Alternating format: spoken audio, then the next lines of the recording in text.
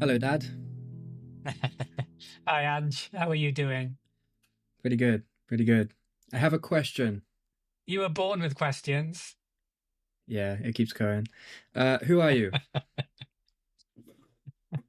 I'm your dad.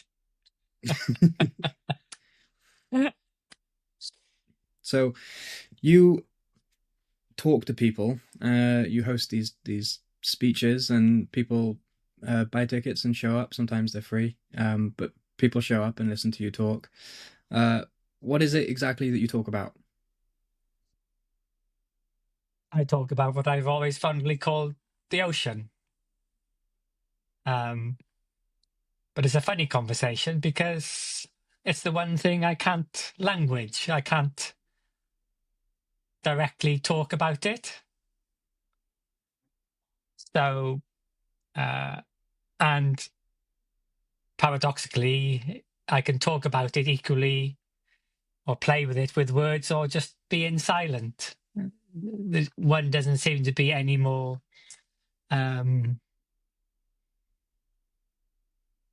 central than the other. So it's for me internally, it's a bit like a song that just happens to have words and silence in the song. And people come and join with that song and ask about that song. And then when people ask questions, there's the questions in one way never make any sense. And then there's like there seems to be a period of time where my brain will interpret the question to mean to make some sort of sense, and then there'll be a response, a bit like a dance. There'll be a movement called a question, and then there'll be another movement called a response. And so, what is it that they're attending for? Because you know how people work. They move towards things that they want and away from things that they don't want, towards their good values and away from their I bad think ones. every character, yeah, every character is different, and if you ask each person, they'll all have to one degree or another, a different reason for coming. Often it's a previous experience they've had, which they're trying to assimilate, whether that's come through meditation or some sort of spiritual practice, or simply walking in the landscape, or taking a pharmaceutical, or having a near-death experience, or something that's normally been quite impactful in their lives, good, bad, and that tends to change you could say, the protocol running within their systems to look for another possibility. Mm. So at the base of them all, there's the movement to come is, you could say, is fueled by dissatisfaction. Right. So, in a sense, they're kind of showing up to try and make sense of something. The ones that have had experiences, at least. Yeah, to make sense, to get back what they had and felt they'd lost. So they can be, an intellectual purpose or an emotional purpose. But in the sense, trying to get or find something which they feel they don't already have. Right. And there's this funny, I guess one of the common themes of the stuff that you talk about, or one of the common talking points, is that awkward dynamic that then arrives where people come to make sense of something, and where they're coming for it is a talk on essentially the senseless, the the the sort of opposite of the coming together and construction of concepts and images of the mind. And so I guess what you're doing when you're sort of collecting these ideas is playing at the edge of where you're trying to silhouette a reality that can't be bottled into words, right? Um, in a sense, what the people are coming to try and get to is a place that can't be bottled in words. It can't fully be explained in words. And so, two questions on that.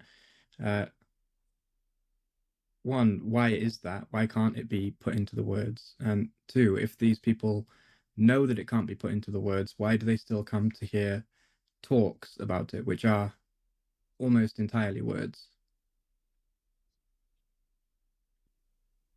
But I fundamentally they come because they feel that they are a something, so they will be on a search because they feel something is missing or unsatisfactory.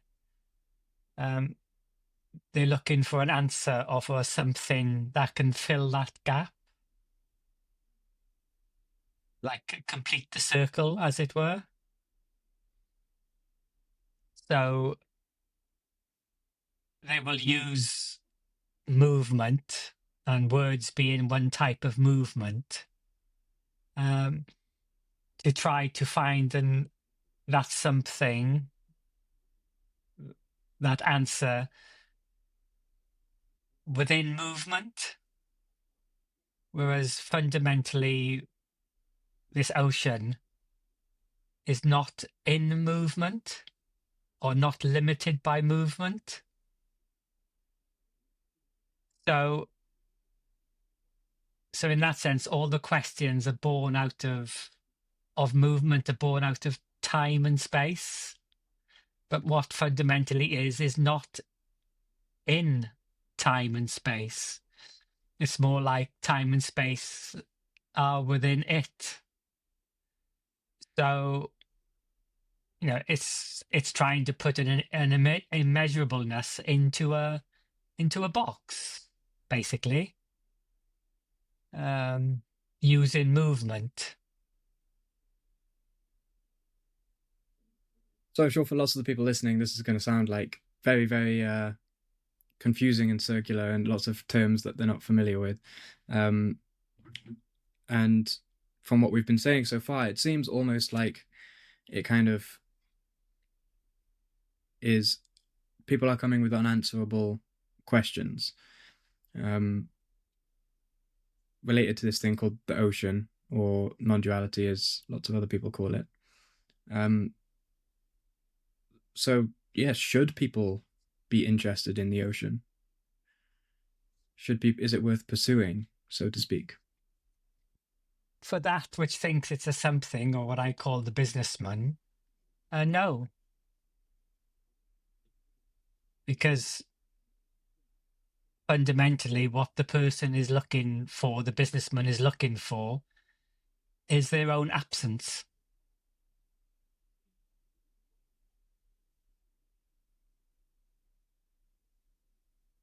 So they've come in a way, again, this is a little bit poetic, they've come looking for their own death, which paradoxically is the one thing they don't want. Mm. So to help people understand, And if, sorry, go ahead. no, go ahead. I was going to say to help people understand, there's, I guess, a sort of I don't know what you'd even call it, school of thought, a philosophy, an outlook, a sort of perspective called non-duality. It's been around for forever, and it's the product of what I assume to be experiences that people have been having for a long time, where they essentially, the best way to I think verbalize it in a way that or make a reference to something that people have seen before is kind of like breaking the fourth wall, where there's characters in a movie and they're all playing their role, and then all of a sudden they look into the camera and speak into the camera and they realize they're in a movie. And so there's these experiences that people happen where that the people have where they go their whole lives believing that they are inherently separate from everything. And then they remember that that was never the case. And that can be quite shocking when almost your entire worldview is built around um, storylines and endeavors that relate to the preservation of this separate self, this feeling of a self that is in some way metaphysically distinct from and separated from the rest of the universe. Um, and sometimes those experiences cause people to completely break down because, um, in a sense, when my dad says things like people are coming for their own death, they're coming for the death of that separation specifically. But you can't just say that. You also have to say the death of them because, you know, when a character breaks the fourth wall in a movie, they're kind of not the character anymore. That character, in the moment that the person's breaking the fourth wall, isn't really there in the same way. And they're still there, but because they're not in the same way, it's not the same them in a sense. And so people often feel that death, or feel it as a sort of death of the separate self. But just, I can use words, but whatever I say, be careful of what I say. It's almost like when I use the word death, it's almost like, oh, it's almost like using the word transcendence. You go beyond something. And yet fundamentally there is no beyond. So we're not talking about like a movement called perceiving or a movement called attaining. It's prior to movement, but runs through, is all movement. So again, it's poetic to use the word death, but I often say it's the death, the apparent death of something that never was. So then there's no gap, and then the character is what is. And the character is everything. So the self then is everything. Has that always been the case?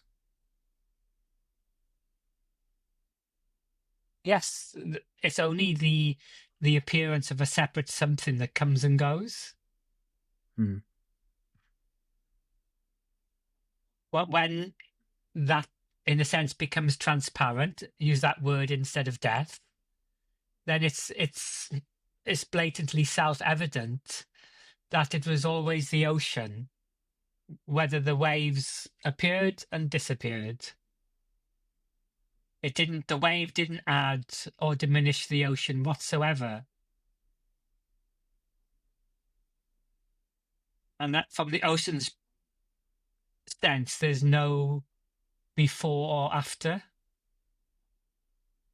It's like all these simplistic, all the opposites, these extreme opposites that we create out of the need for efficiency and simplicity, all collapse. So in a way, the story of time collapses. So the story of a separate me collapses in a way. And when there's no story, there can't be the movement called identity, and vice versa, because they're two ways of saying the same thing. There's no identity without a story, basically. And you can't hold the story unless you sort of implant or predict that there is a center to that story to hold those patterns, the story patterns together. And that center is what people would usually feel when they say or think of themselves. Yeah, and the body, the physiology does it way before we languaged.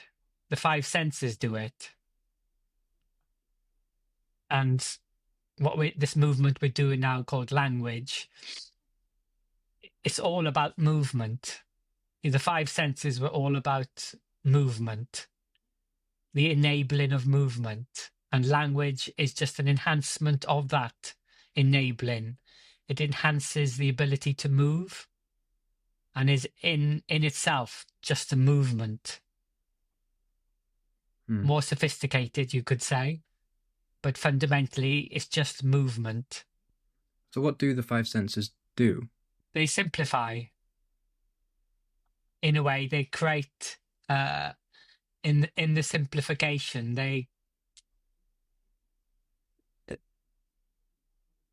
create, simply speaking, opposites, or what I feel I see as edges. And then when we simplify into opposites, that allows for the movement that we call knowledge, that allows for time and space to play. Right, so they simplify between things like light and dark, loud and silent. They simplify an immeasurable immensity into a simple, energy efficient pattern to enable movement. What do you mean by enable movement? To enable, because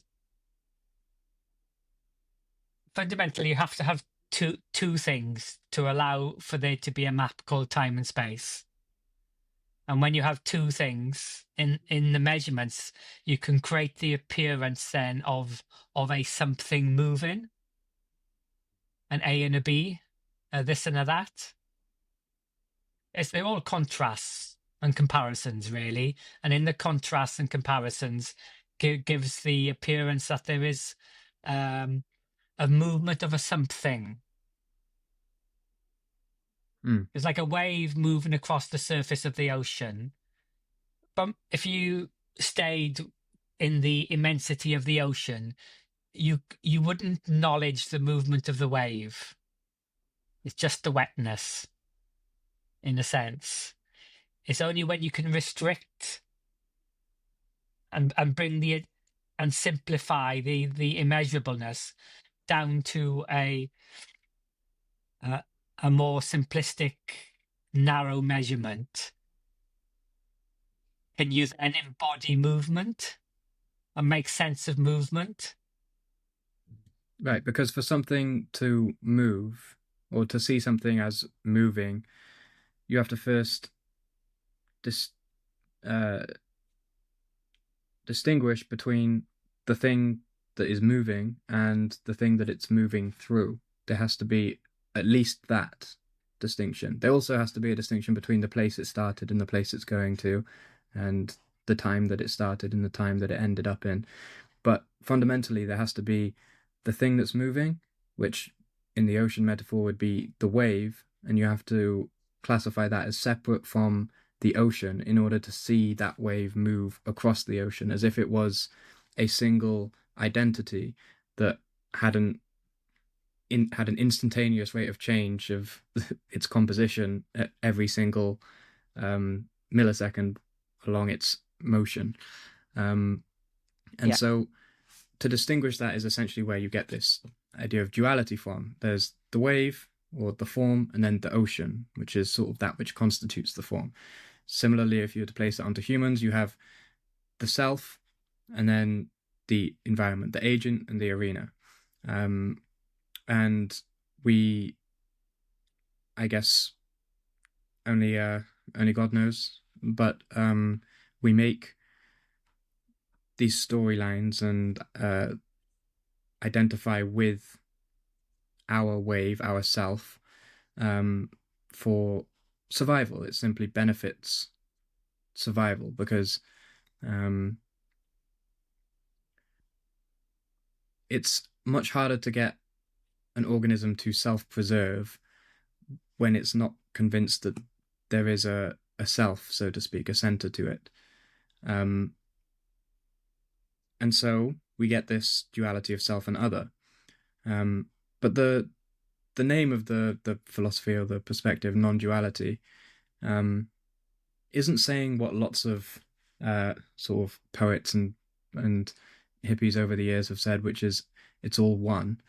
It's saying that it's not two. So what is the difference between the statement one?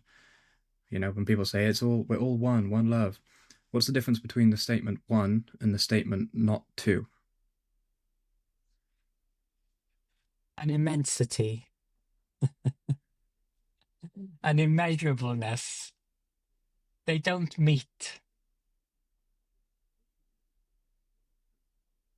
Not two is a totally different statement, using your words, than everything's one.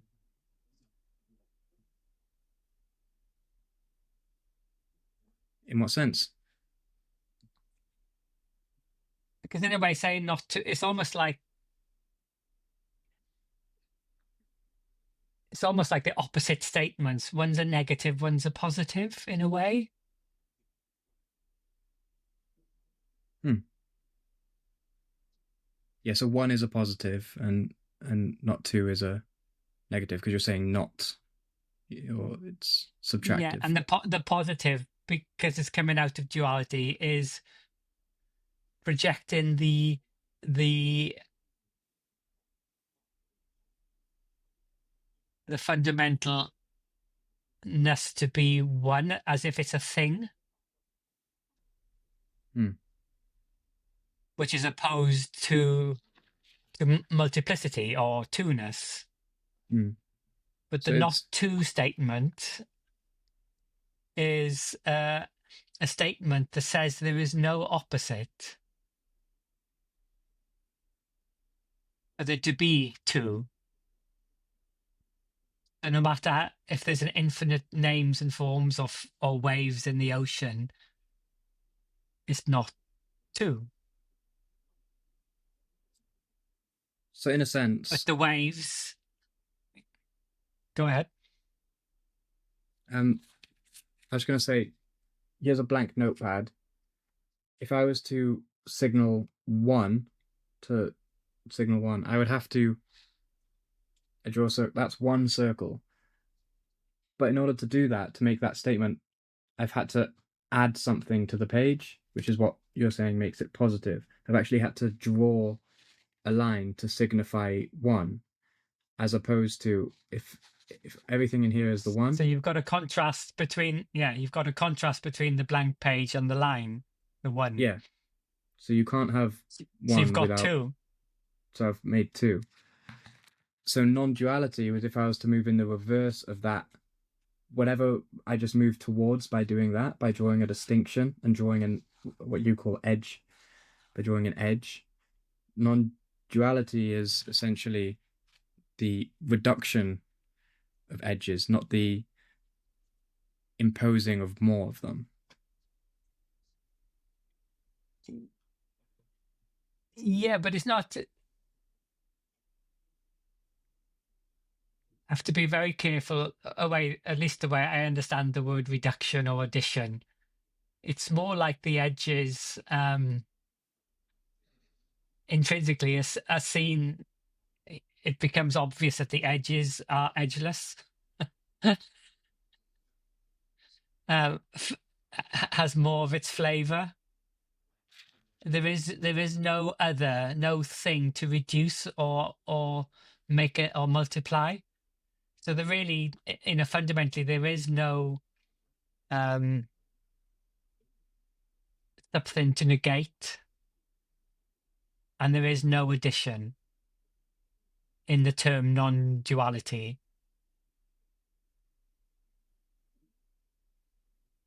Mm. It's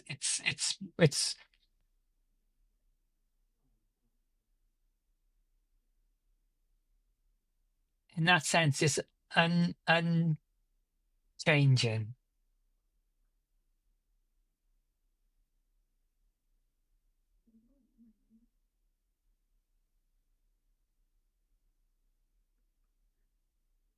So is it possible then that non-dual experiences, since lots of what we've been talking about is to do with senses and essentially all matters that relate to consciousness, which is, uh, in some sense, the function of it seems to at least play a role in the differentiation of opposites like life and death and light and dark and so on and so forth. Um, so would it then be possible that non-dual experiences are sort of insights? I know you won't like that word, but I can't be asked to find a different one. Um, Insights into the nature of consciousness that are bound to be interpreted by their conscious experiences as insights into the nature of the universe. Yeah, we're getting onto really problematic ground because fundamentally, in a sense, the luminosity in this is not an experience from the way I use words. Experiences are what are like states which come and go. Whereas this ocean, this luminosity, is the one isness that doesn't come and go. And it's a non movement, it's a non experience in the sense of a subject and an object. It's a non perception, it's a non knowledging. It doesn't need all that type of contrasts and relationships and movement. It's prior. It's almost like there's a careful of my words. It's like there's a a white hole at the center of everything, similar to what we call like a black hole, and it has infinite potential, infinite energy, and immeasurableness, out of which can appear to be, out of which can appear contrasts and relationships, what I call edges, these waves on the ocean. But all the energy that's running through and patterning through all those different waves and bubbles and whirlpools, through everything, that energy is non-separate, non-different than that that light hole that fundamentally runs through it all, that sustains it, maintains it, and destroys it, in old religious speak. Would it be possible to say that that is how it seems?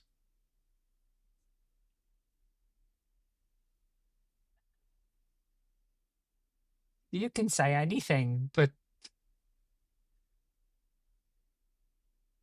it's uh, it becomes, in one sense, it flips. It then becomes the only solid in everything and as everything. It's self-evident that all there is this ocean, this isness, appearing as everything.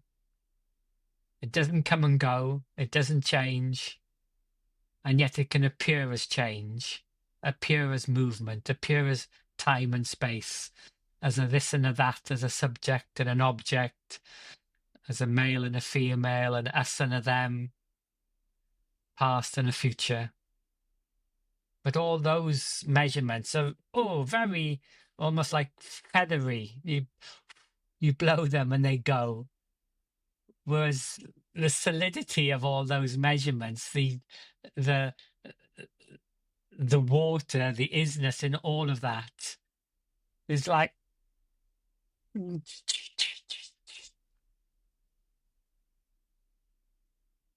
it's the one thing that doesn't change.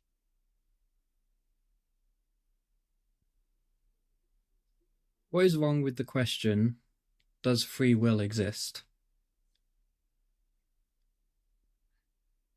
It's like we're mixing um,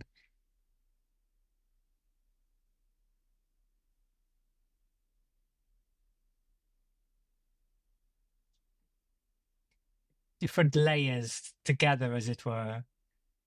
There is freedom. Freedom absolutely exists, and So, will. just quickly, what do you mean At freedom in that particular in that case? What do you mean freedom? freedom is a movement which is unconditional. There is no condition that limits it. Okay. So, in that sense, I use the word freedom, and fundamentally is already the case. So you Hmm. have freedom. And, so if we could just call freedom a movement, and then we have another movement called will. And in a sense, we almost put them on the same level as if they're linked and causative. But they can't be like one without the other type of dance. So the question puts them But both will on is, the same level of analysis when they shouldn't. yes, it's almost like mixing up micro and macro. They're sort of connected, but they're not connected. They're different orders uh, of movement. So there absolutely is a movement called will. But will can move regardless of freedom or non-freedom. And Mm, freedom is irrespective of if there's a will or not a will. mm. So where do you think that sense of free will comes from? The conjoining of the two concepts or the two movements? Again, it's an oversimplification of something which is immeasurable. Uh, and it's again that sense that there is a center, a separate something that can have possession of something called will or indeed freedom.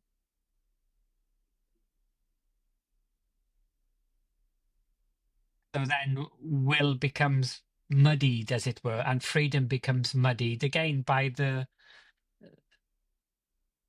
if I need to think of another word than the businessman, because he takes ownership and makes it into a thing.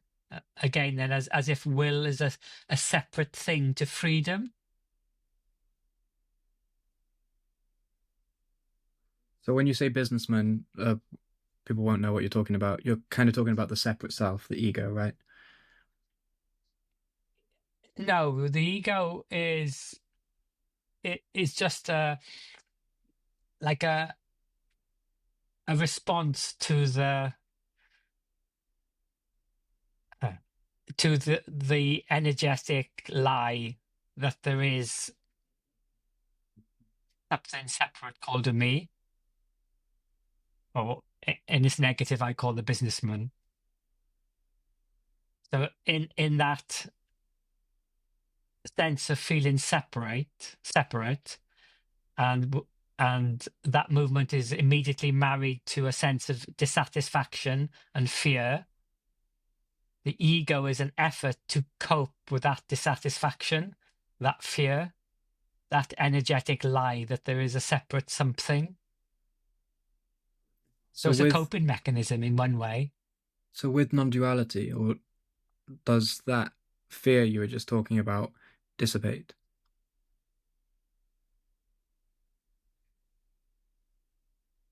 As an extreme, yes, but there still is a movement uh, which you could label fear,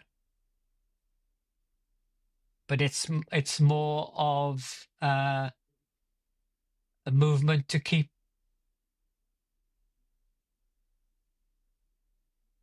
simply to warn you that there is a risk. I remember many years ago, a wise young lad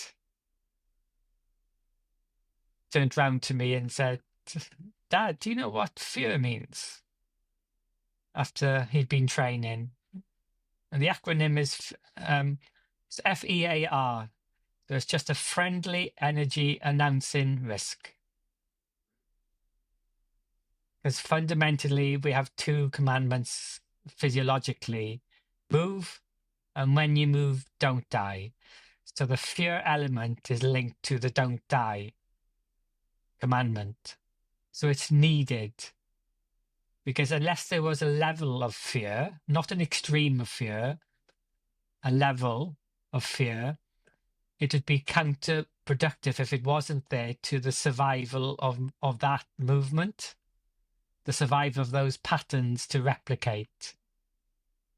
Fear is actually an enhancer, an enabler of successful movement. But then when the separate businessman comes in, he exponentially magnifies the fear to make something which was, you could say, a net positive into a net negative, in that the fear begins to input into the movement more and more. So that gives rise to extreme self-interest.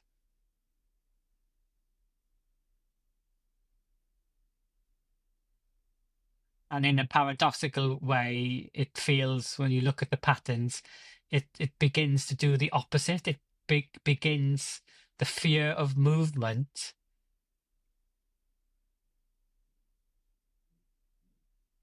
almost like builds in or diminishing the potential of that movement to make it more limiting and fragile in many ways. So over time, the movement becomes more limited and more fragile.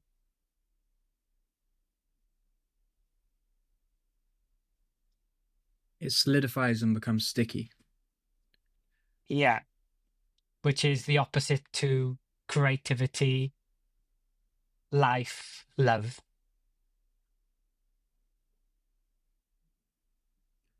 Speaking So of things that, again, it's like almost like a medicine. Some amount of medicine is good, too much is bad. mm, and it would be your position or your understanding that there's too much of the medicine of the businessman um, in In modern day language, in modern. yes. So the businessman is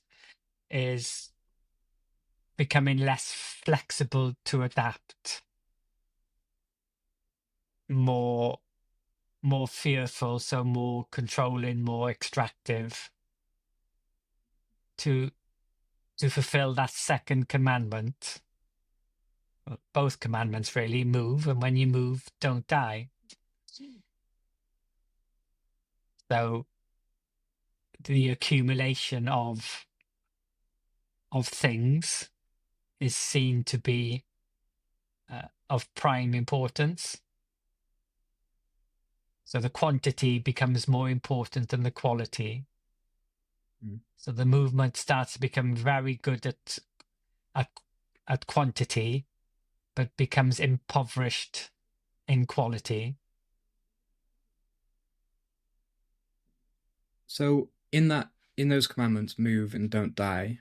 Um, I guess as the organisms complexify, as well as the consciousnesses that kind of inhabit them, um, the and the landscapes that they occupy as well, the environment, um, move as a fundamental gets sort of um, massively gets a massive increase in complexity as more factors get added in. So, for instance, if you put a fungi in a petri dish and some food on the other side, it'll move towards the food. But if you put a human next to a human-sized mouse trap, and put some cheese in the human-sized mousetrap, the human's probably not going to go for it because, well, they know what a mousetrap is. They've made abstractions, they've seen it before and noticed patterns, and so they're in order to facilitate that kind of sophistication in the movement of, or the commandment of move and don't die, we create these highly complex hierarchies of values, which basically boils down to what is good and what is bad. Um, and then you move towards good and move away from bad. Um, can you notice, since you're non-dual, I know there were a while ago, it was when you were a teenager, um, but since your non-dual experiences, um, or the dissolution of the sense of a separate self that has occurred within the character pool, however you would like to put it, Yeah, it doesn't matter. has that value hierarchy shifted as a result of the novel perspective?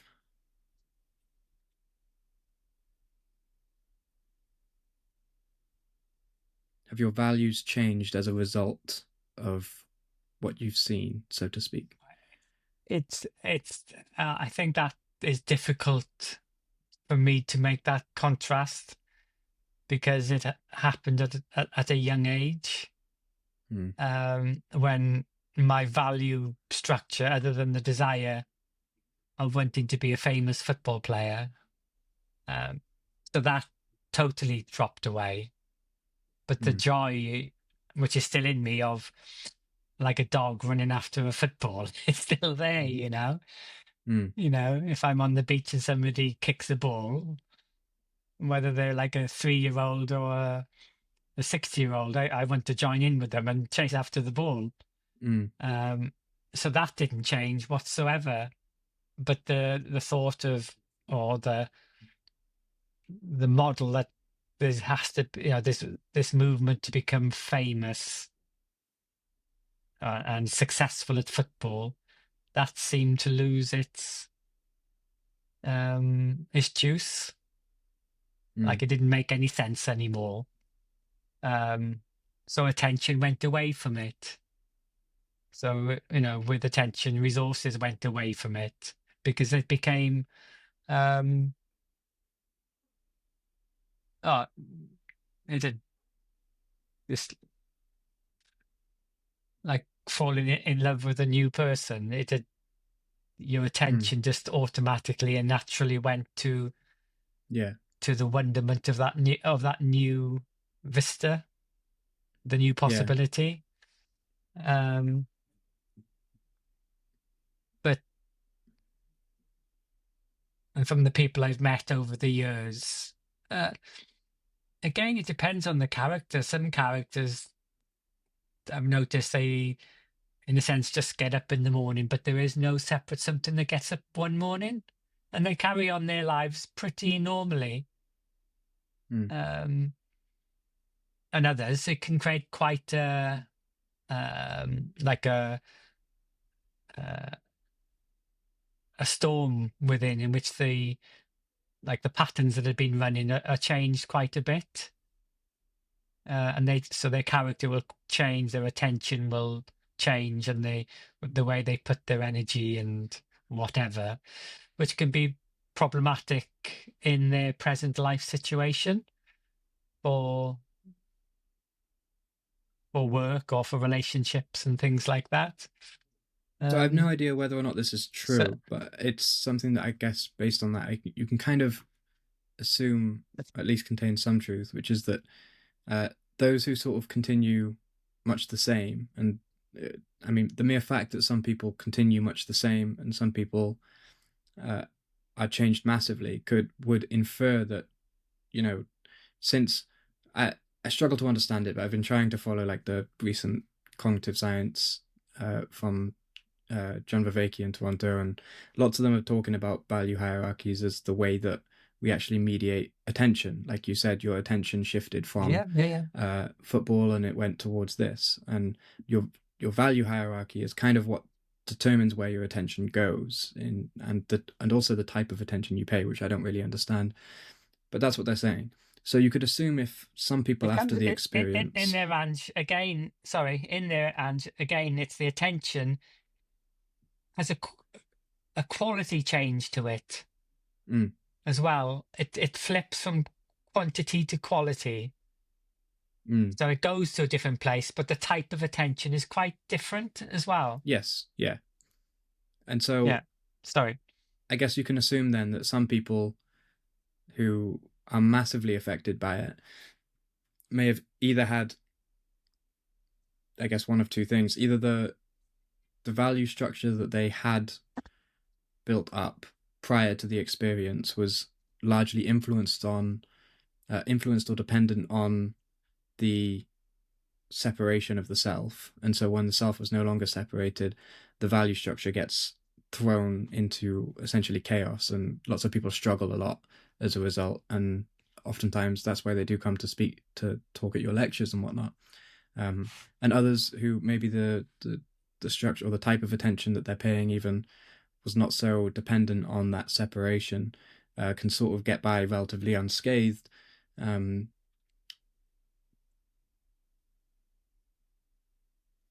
Yeah, and it's not just like a subjective dynamic, because again, the the patterns or the identity have two dynamic inputs. One we call the subjective landscape, and one indeed is the objective landscape. So it's a complex dynamic, but they both dynamically input into this whirlpool, which gives rise to the identity. So, so what happens for that character after is very much a dynamic dance and input and reaction to both the external and internal inputs, mm. which obviously are varied for every single character. Um, if there was such a thing as a thing that could go on a path to find the infinite, well, there'd be infinite paths to the infinite quite naturally, Mm. because it's everywhere. So no matter which direction you headed off in, you'd end up in the same destination. So bringing it back a little bit again to your experience when you were younger, going from wanted to be famous footballer, and then the life path changed, and the way the things you were paying attention to also changed, and so your values had to have changed. I mean, you value like you said yourself, quality over you value quality over quantity more so than the average person, and you tie that to your not to the non-dual. And I guess that leads me on to the next question, which is if you had a button that you could press it and it would give the non-dual experience, or it would dissolve everybody's sense of separate self in the same way that it was dissolved for you, would you press the button?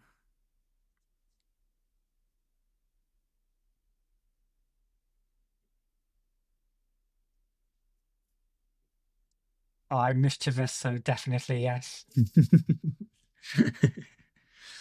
Yeah. Yeah. I'd, yeah. So in a sense, where we started the conversation by sort of saying that people come and there's nothing that you can get from it, from non-duality. um No, I'm not saying that. I'm mm, saying the opposite than that. I'm saying there is no separate something that can be a getter, but it can be getting and mm, losing. So what? right. So again, careful. I'm saying the opposite to what you just said. mm.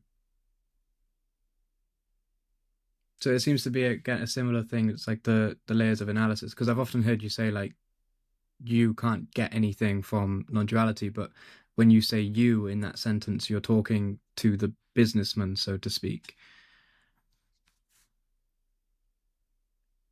yeah, all conversation, because it's all born out of movement, out of time and space, is a two-edged sword. It can it can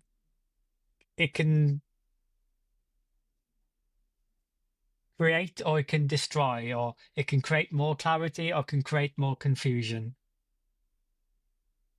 depending on in a sense whether it's listened to or whether it's heard. Both are Mm, different sort of have different. Listening is more about quantity, and hearing is more about quality. mm, If the quality is there, then it just, well, it doesn't even need to take any words, but one sentence, one word could do it. Oh, so in that sense, if there's a hearing, there's no question will come back.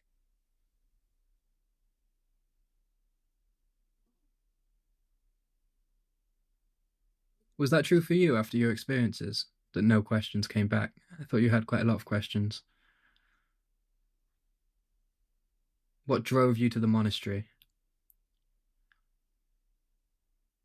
Ah, the love.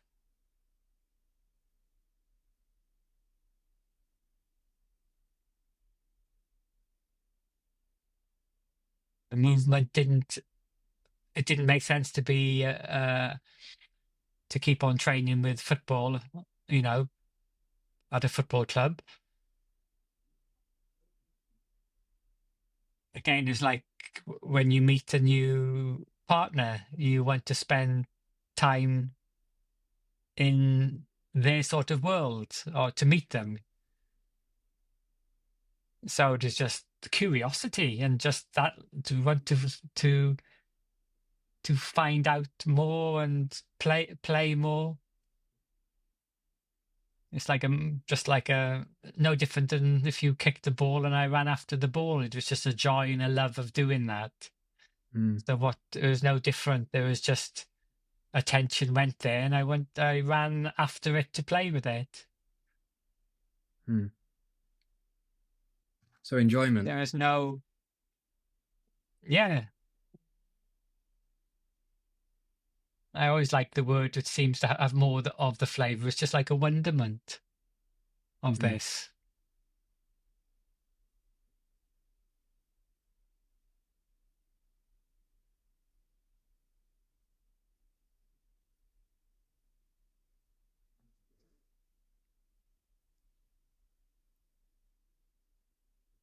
But again, then there was no sense of a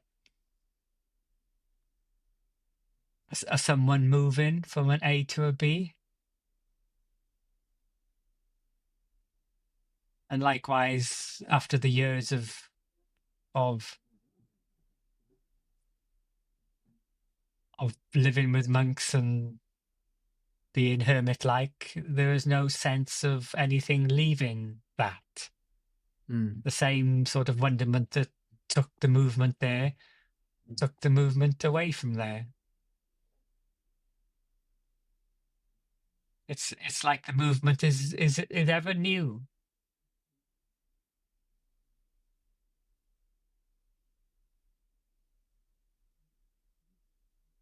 do you think that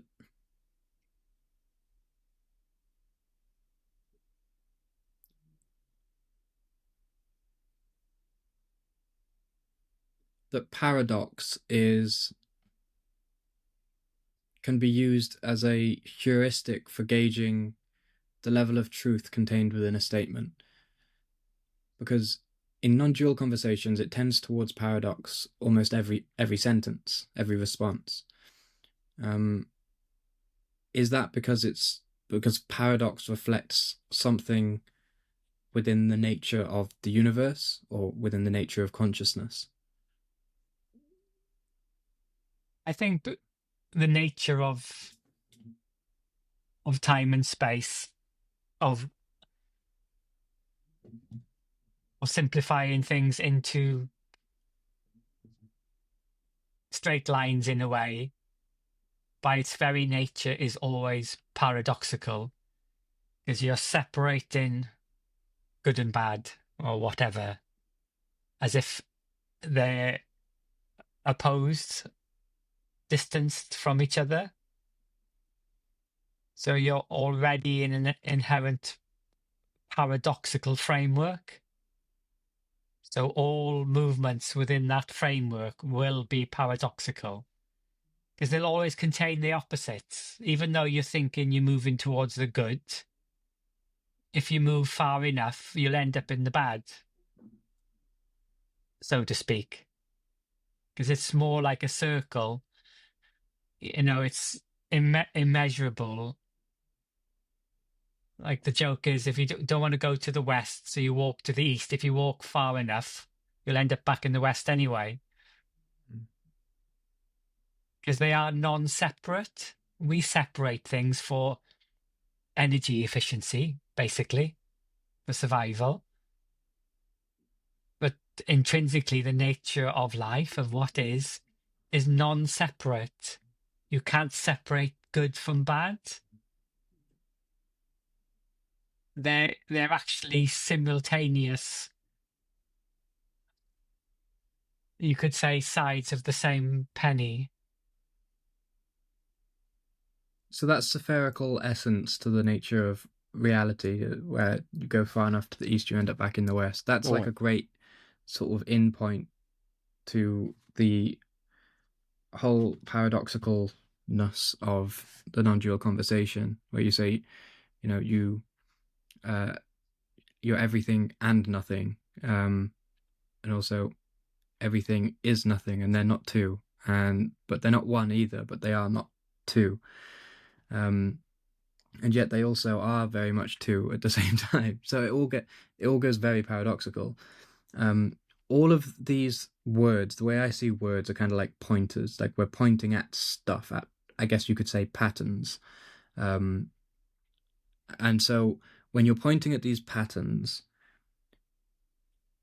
with your words, and they end up very paradoxical, and you end up having the non-dual conversation with somebody, and within the pointing, it's directionally accurate, but it's never, when you point at something, I'm not telling you to look at the end of my finger, but that's the word, and it's always going to be, the thing that you're pointing at is always beyond the instrument you use to point.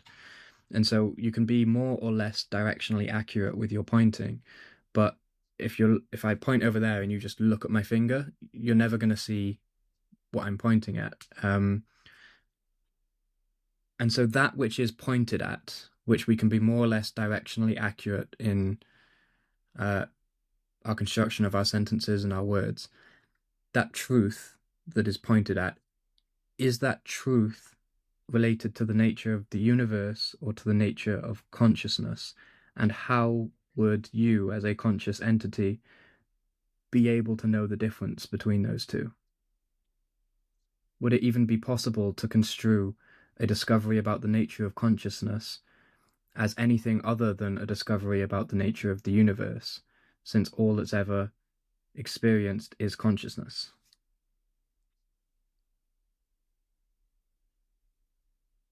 Yes, because because consciousness is life. The universe is life. So it's all relating to life. What is? So again, like we said earlier, life comes out of that dynamic input of everything, but in simplistic speak, of the subject and the object, the internal landscape, the external landscape. If you change one, you'll change the other, because they're not two.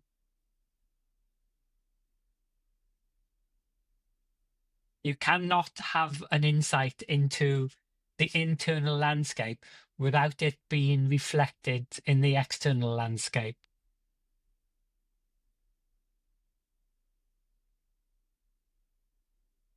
Because they're,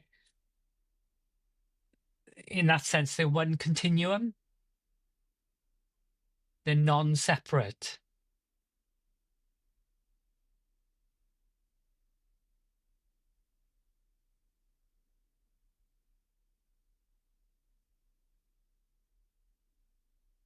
like the landscape has dynamically informed the patterns called Angelo.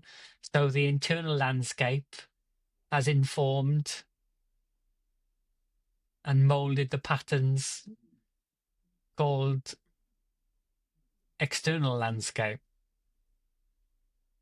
And when I say Angelo, that's the whole of your your tribal history, as it were.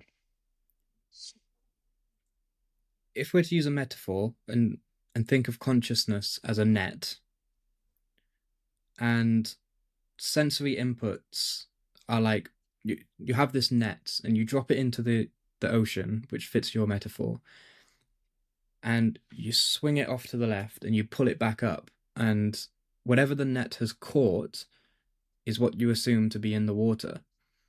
Um, but for instance, to use the eye, there's a vast range of electromagnetic radiation, but the eye can only pick up a very thin slice of the wavelengths. And so, as humans go about their lives, we don't consider there to be any more colors than the ones that we see. And we can't possibly imagine a color other than a color that we have already seen. It's impossible to imagine a new color. All you can imagine are different blends of the colors you know that you're capable as a conscious entity of seeing. So, if that net had a very wide thread, so the holes in the net were very big, you could swoop it through for a whole day, and then when you pick it up at the end of the day, you've got lots of big fish in there, but you don't have any small fish. And so the conscious experiencer goes, oh, underneath the water, there's loads of big fish, and that is the nature of the ocean. It's lots of water, which is very thin, and then you've just got these big fish under there. But then if you pick up a different net that has a much thinner tread and is very smaller, and you swoop it through, you've got all these small fish in there as well now. So it's sort of increasing the resolution of what you're finding. But if you get to a point where, from a million different ways of looking at what is found when the net of consciousness is pulled up and things are given light and experience, and the eye of consciousness is looking upon them, all understanding, including the a priori understanding of the non-dual kind that you're talking about, is of and can only ever have been what the net has pulled up into the conscious realm. Even the non-dual experience is a conscious experience. And so it's a matter of definition. You can't have an unconscious experience because experience requires consciousness. And so would remember earlier I said it's not an experience from the way I understand that word.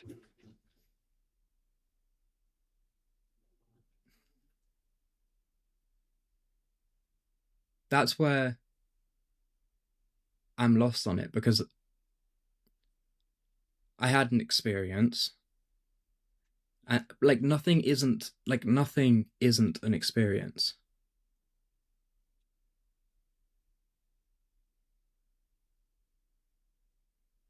Go on. Well, name something that isn't an experience.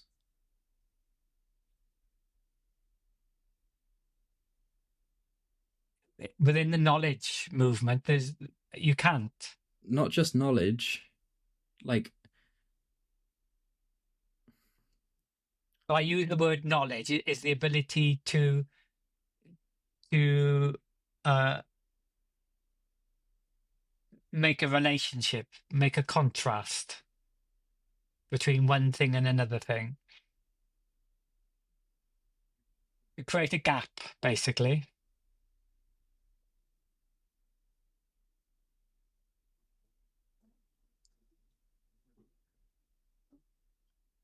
so. Yes, not non-duality or the ocean isn't known. I'll meet you there to begin with. It's not something that is known. No.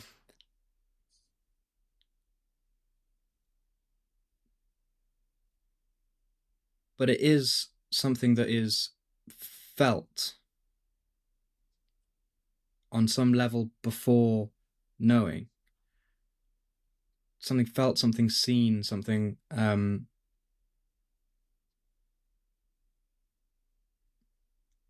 It, the tool that we're using now can't go there, and right.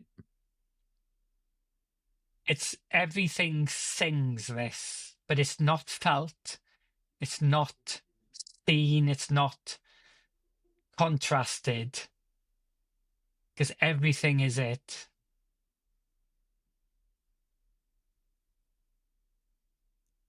Like you were almost like speaking of nothingness. It's like everything sings its own nothingness, its own absence.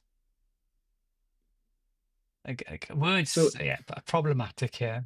when you say it isn't known or it isn't felt, it isn't seen, break that up. It And is, I can equally say, sorry. Mhm. when you say it is not seen, it is not felt. You're saying it is in all of those things. And what I'm trying to put across is the idea that perhaps there is a very an inseparable relationship between is or isness and consciousness. So I could come up to you and say all this non-duality stuff, it is not. It is not that way. Um, or I could come up to you and say all this non-duality stuff is. It is that way. Um, but both of those are is statements, except one of them is defining what is in contrast to something that is not. But all there can ever be are is statements. We can't think of not an elephant, because to think of not an elephant, you have to think of the elephant to even begin. We can't conceive of the absence of something. Um, in fact, we can't experience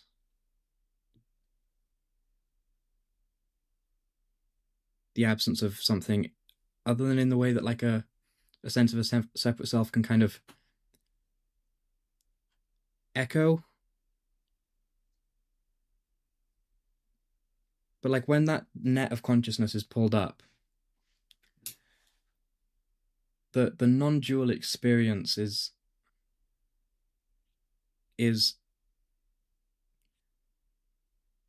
there is a conscious entity aware of that, you like you said, isness. Because so I guess I'll pose it all as a question: can there be is without consciousness?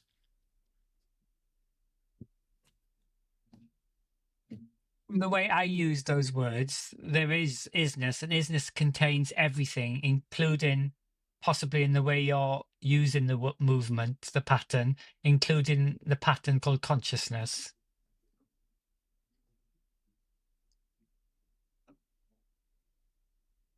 So consciousness is like a wave on that ocean again.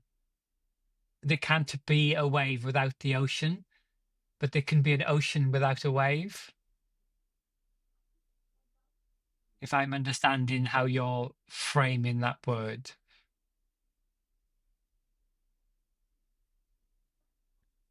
Again, I'm not quite sure how you're, where that question is framed.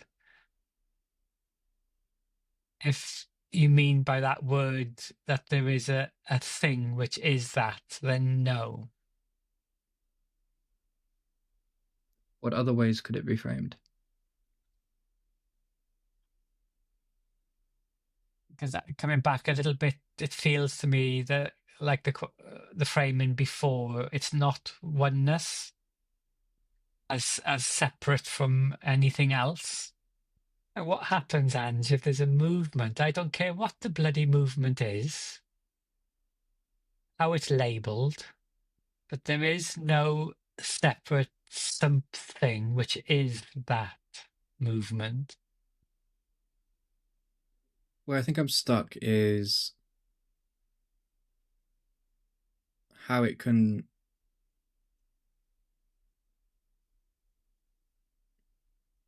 be seen to you as not a experience, because from my perspective, the bucket experience is a bucket that you can put everything in.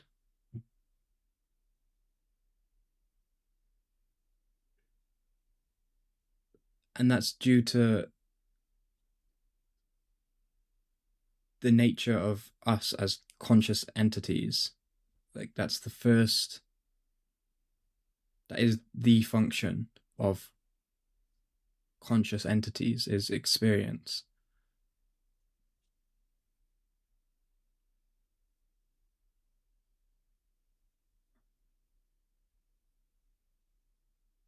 So how could something have made its way into the light and still be understood, not understood, but still be seen as darkness?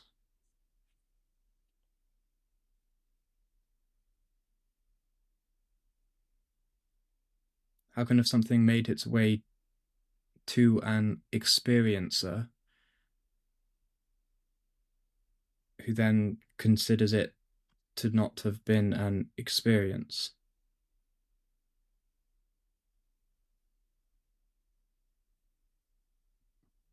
Would the experiencer have to have forgotten that they are an experiencer?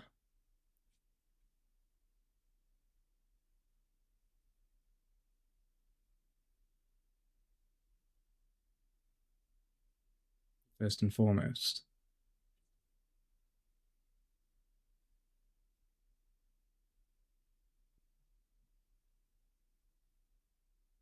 I can't find any edge which would relate to a label called forgetting. Again, or remembering. Um,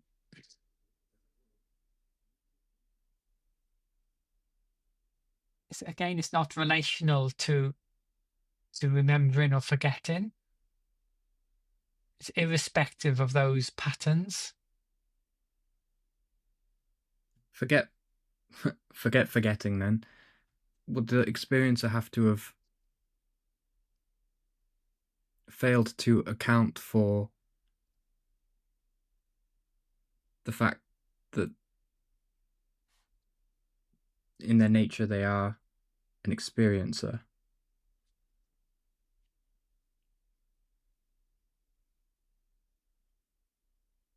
Uh, Again, no, there's no need to forget. Have no sense of forgetting. Plus, that's inherent in forgetting. Um,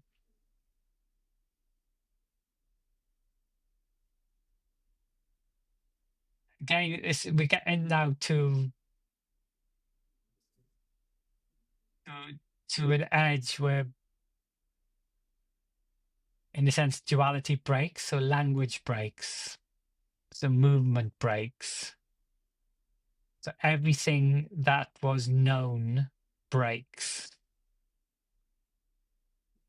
into an utterly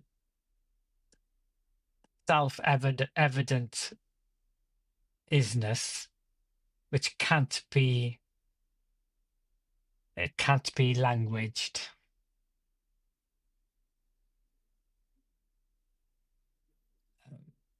Breaks, right? But what if you It repair it? can't be.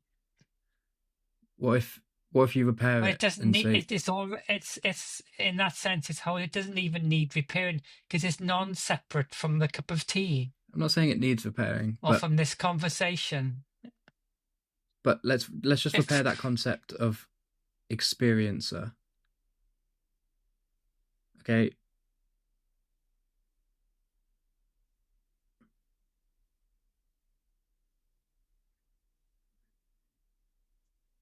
Experiencer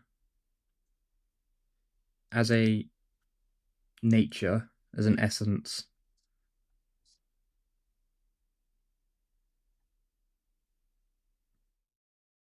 I think pertains to entities that are conscious.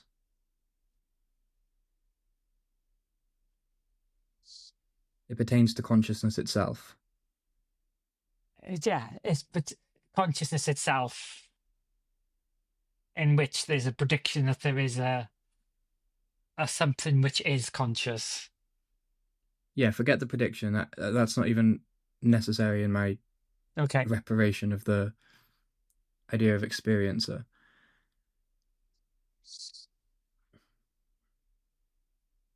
You yourself have used the word non-dual experiences as, I don't know, they don't point exactly to it, but Wait, mischievous, don't forget.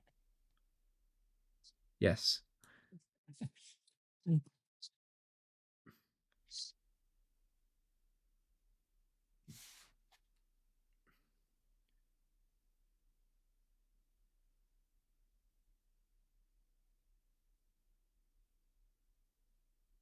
Do you think truth is Can an you? experience? I don't think there is a thing that you can contrast with another thing and call that one thing truth in an absolute sense, But there's the as opposed to experience of something which is truth. not true. So what you just the statement Well, that you just made was what you were doing was refining what I said. What you essentially you were pointing at what you believe to be a more whole truth than the statement that I provided. you could say you could craft a, a fuller truth. I often say, but it's not the truth. So that fuller truth that you just crafted in that sentence where you explained that, was that fuller truth an experience? Or did it somehow gain sovereignty as outside of the realm of the conscious, outside of the bucket of experience? In the hierarchy of movement, it does.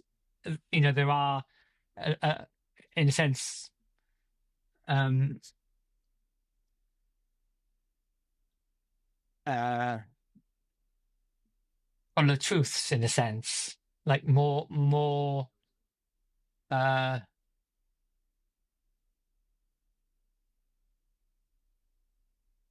Again, coming back to those words, it that pattern has more quality to it, in that it Yes. imbibes the ocean more, for want of a better word, um, as opposed to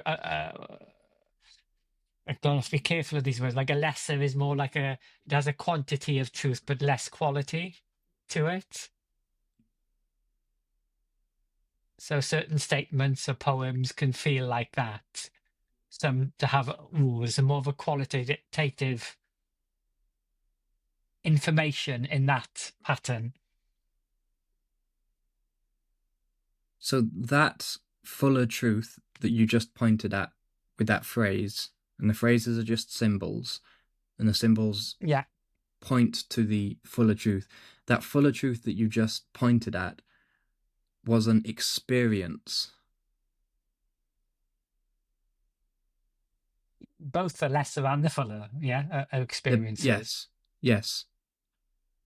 So and the both are quote equally wet, and both are equally wet. and the wetness is an experience.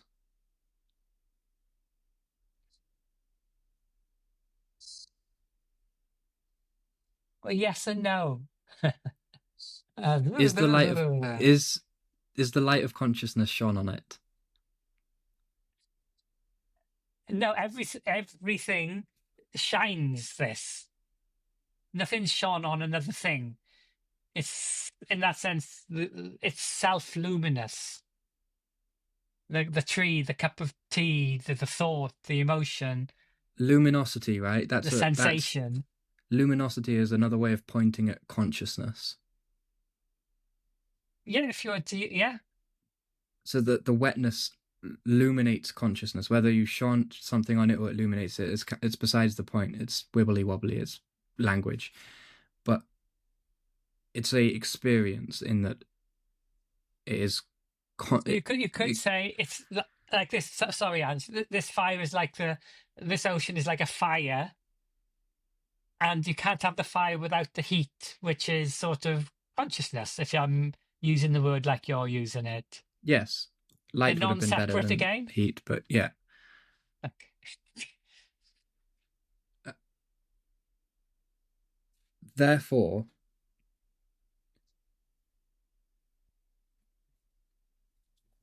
I'm kind of doing this again. The circle. I'm drawing a bucket. I'm calling it consciousness, which means I have to. What I'm doing is equally as much as talking about consciousness is assuming that which is not conscious of, assuming the noumena.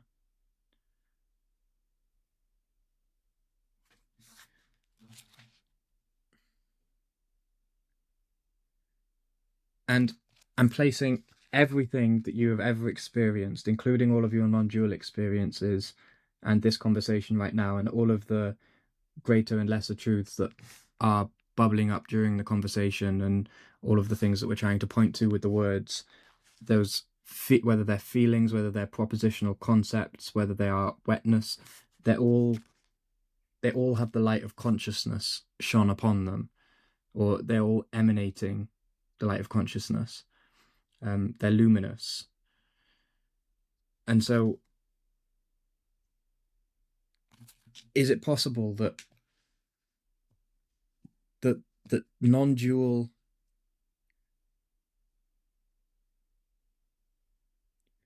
enlightenment, we say the word enlightenment, right, to bring into the light. Yeah. I know it's a horrible word, but you use that. Well, Um, bear with me. Don't get sidetracked by the word. okay. Is it possible that the revelation or the reduction of a previous lesser truth, or the formulation of a new greater truth, or the seeing the wetness of the non-dual is yes a a a a seeing of a greater truth, but is it possible that that truth relates to luminosity itself and not the noumena? In that it could be possible to discover separation by ways of scientific observation in the physical world, and yet it still hold true because all that is experienced has always been and will always be within this bucket as a matter of definition. Um, and why would it be? Why would it not be the case that a that consciousness, when getting the sense that it has arrived at the ultimate truth, would be getting would get that sense from arriving at a ultimate truth about itself, about consciousness itself, and not, as I say, the universe or the noumena.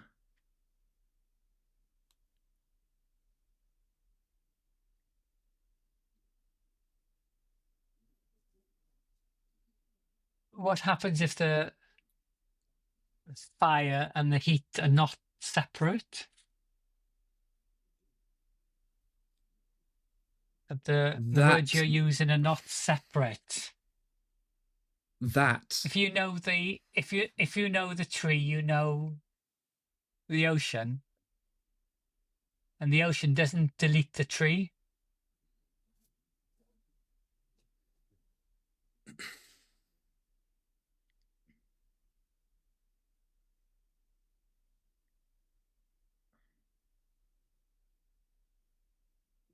that is how consciousness works.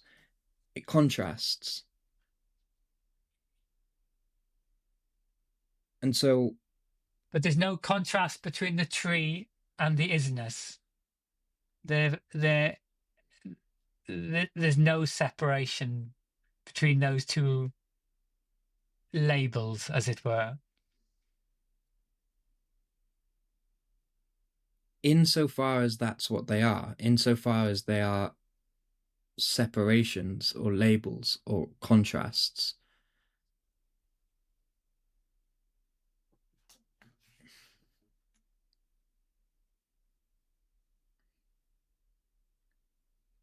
But there would be no way of knowing or feeling or seeing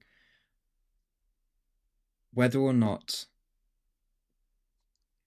that discovery, which I do believe to be a true discovery of it, had it myself, there would be no way of knowing as a conscious entity whether or not that is a discovery about yourself, about the nature of your consciousness and how your reality comes to be, and a discovery about what reality is. What's the difference? Yeah, that's a good one. What's the difference between a discovery about how reality comes to be by way of consciousness and separation and a discovery about what reality is? They're probably you're talking about different, just different. I can't find English words. A bit like when we were speaking about free and will earlier on. They can be non-related. You can have big discoveries of one without affecting the other, because when I say the character falls into the ocean, it doesn't give him any information of how necessarily how the wave is created, and vice versa. You can know in detail all aspects of the the wave, but that cannot give you any insight into the ocean. But that's kind of what non-duality is. It's a discovery that the wave is created. It's not a discovery of how the wave is created. I guess that's how I phrased it more incorrectly before. But it's a discovery No, it's that just a the wave discovery is. that the ocean non-different to the ocean. It's not two. That's Yeah, all it that's is. that's the same as I'm saying. It's a discovery that it's created. It's not in its essence. It's not in its isness. The separation is created, not discovered. Well, it's not even It's even closer than that. There's no cause and effect. There isn't one reality causing another reality. It's unchanged by appearing to be a wave. There are not two things. There is no beginning to the universe, to time and space. There is no separate something born that to have a beginning.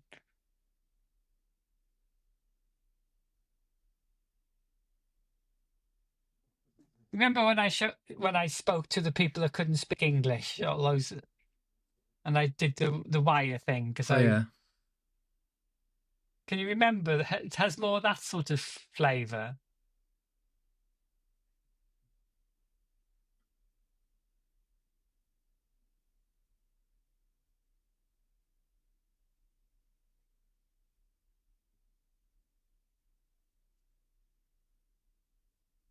I just can't shake the possibility in my head that all of this pertains to phenomena, and by the same token, by the same way in which the initial misconception of yourself as a separate entity, by the same way, just like one layer back, there is then the like you go past that layer of the onion and block up against another layer, which then becomes convinced that there is no difference between things as they are seen, phenomena, and misconstrues a revelation about the nature of phenomena as a revelation about the nature of noumena.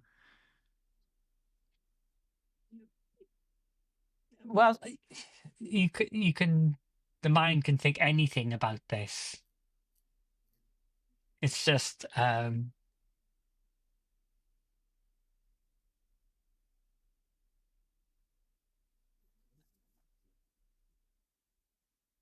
when this is self-evident, there are no questions. But that's how it would be if you were up against that second wall. If you had peeled back one layer of a multi layered onion. But then that's you Because, could create you've got an onion with infinite layers, so you can create the same argument by possibly back and back and back. yes, but whether it's useful or not, I think it's humans were still How how destined to how, peel back as how many as can we how can. can yeah, how can knowledge ever know it's at the final ring? That's what I'm saying. That's pretty much exactly what I'm saying. It can't know. And It and doesn't need to know. I would respond, because it's then evidently this.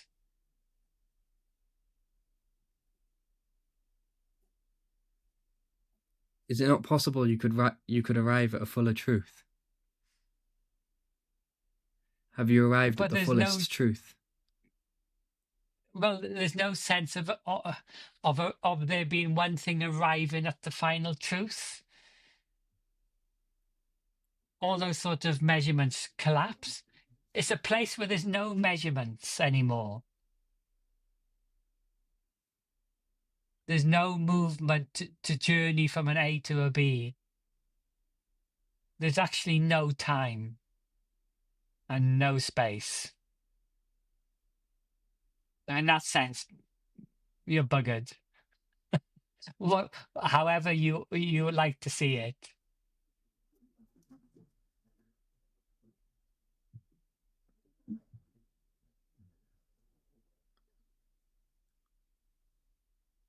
And as the Buddhists say, it's from the conceptual mind's point of view, it's the final disappointment. Hmm.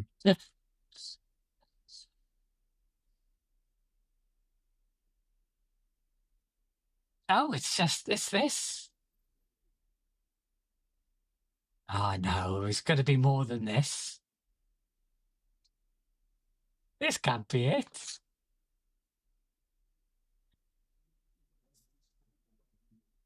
That's not really what I'm.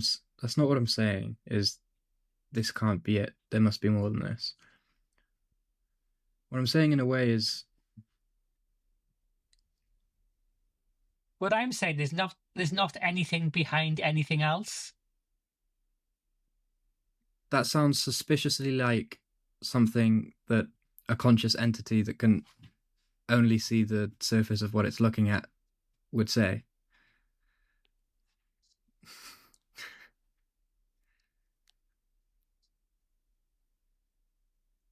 Does it not?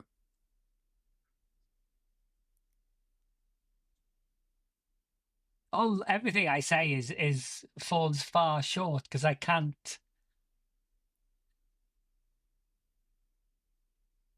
other than going very silent and stopping this conversation. I don't know, because we're just going round in a loop. And the possibility is that the sense that there's a separate something going around in the loop can just,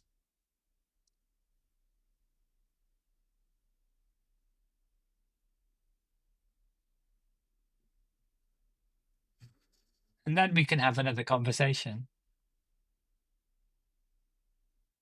And you won't be able to tell me either. Tell you what, You won't be able to communicate this.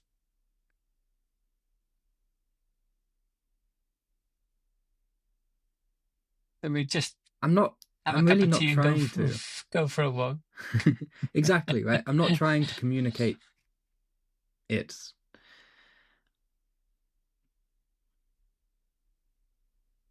Are you just like don't trust, verify type?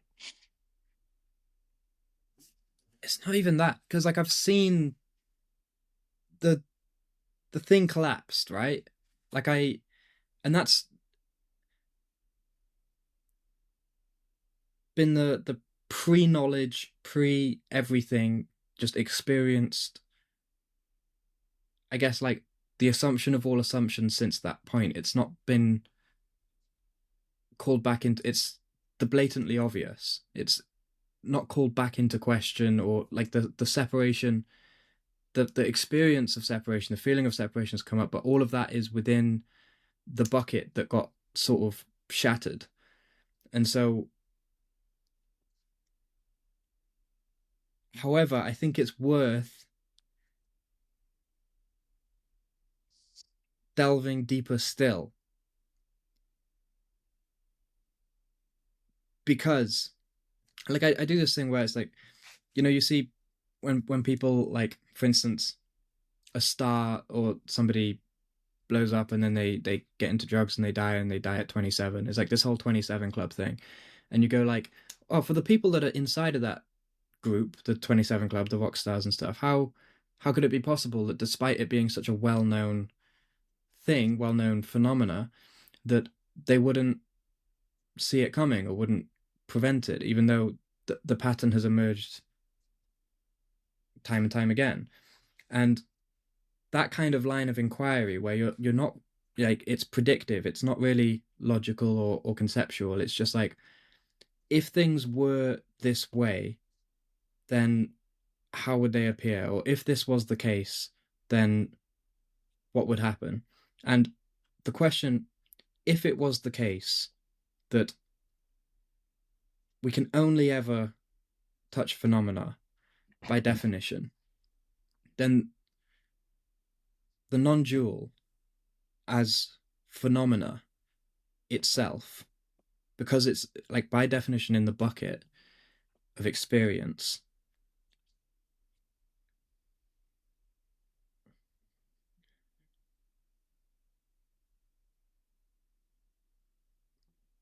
then, for instance, if it was the case that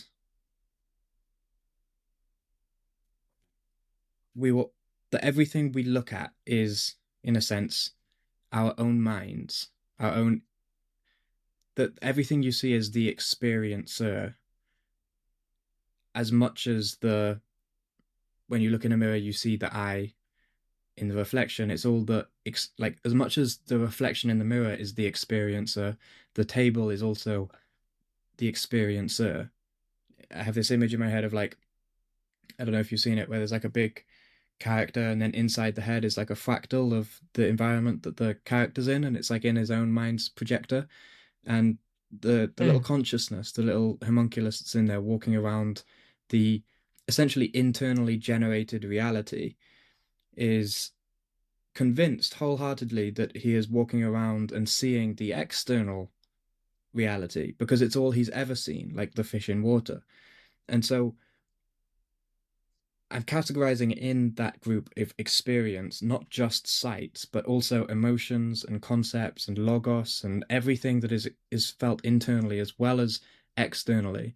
There is no separation between those two buckets. They're all fundamentally experience. And if experience is fundamentally, um,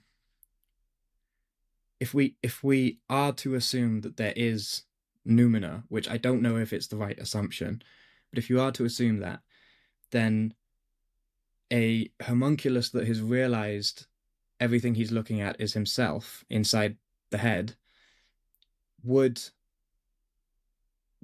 then think that there is no further inquiry to be made. That he would sort of uh,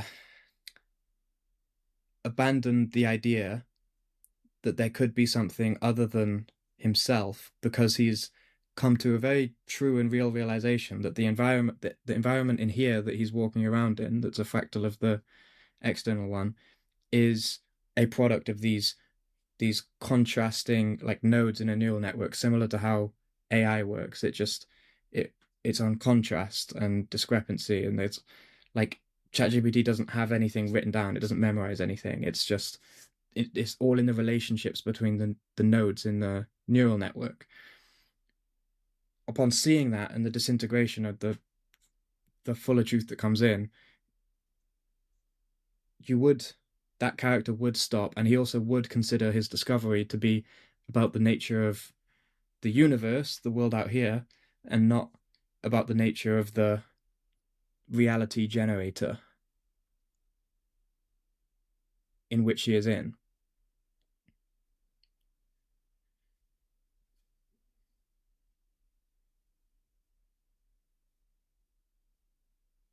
So there's the sense that there's the wave, and you could see it as the wave, and then you can see it as the ocean. So you can see the things as separate and as not separate, and they don't. And so then you have paradox number one: things aren't separate, and yet they are, and you can say both those things at the same time, and they can both be true simultaneously. Which, to the person who hasn't seen through layer one, is sort of just like, what the fuck does that mean? It doesn't make any sense. But to the person that's seen how this is all coming to be and has had deeper sight into the nature of it, then has paradox number one. But what if paradox number two is that the wave is separate from the ocean and it's not separate from the ocean, and yet then all of that is again separate from the environment that the little man inside the head is walking around in?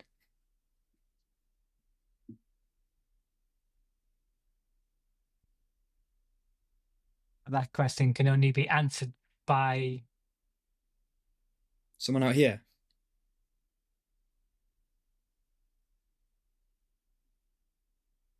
you, the movement called you.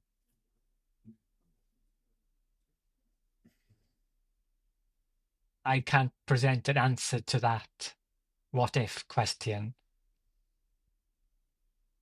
It's annoying. The question's like a fucking Ferrari that gets turned into a Corsa when I try and put it in the words. It's like you have to draw so many lines and talk about people inside heads and blah, blah, blah, But that it just. and likewise, the answer, the response here feels the same. It's the response is always wordless to begin with, and so beautiful and so self-evident. That's the Ferrari, I suppose. And then there's a sort of it's like a gap where that sort of jumps over into words, and then you're on a blinking old rattly, not even a Corsa. It's so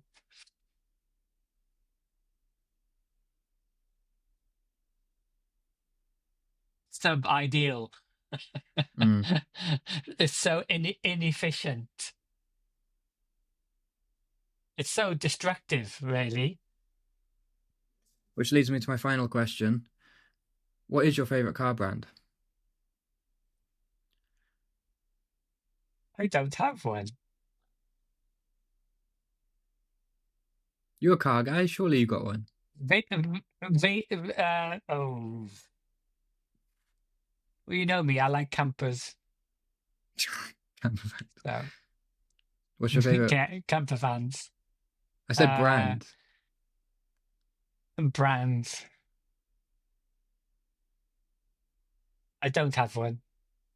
No? All right, who's the best football player? Well, that's easy. Messi. There we go. I think that Messi is God. on multiple levels of analysis. On that illumination. If you understand Messi, you'll understand the ocean. And likewise with a tree and a cup of tea. Right. Dude. Well, I'm terribly sorry if anybody made it to the end. If anybody made it to the end of this video. I'm sure you have absolutely no fucking clue what these two weasels just rambled on about for the past couple hours. But just sorry, I think is all I have to say. And thank you for watching. Apologies. We just wasted your time. Yeah. And but gorgeous to spend some time with you, Ange. Yes. Yeah, we'll chat more after the call. Welcome back. Welcome back from your travels.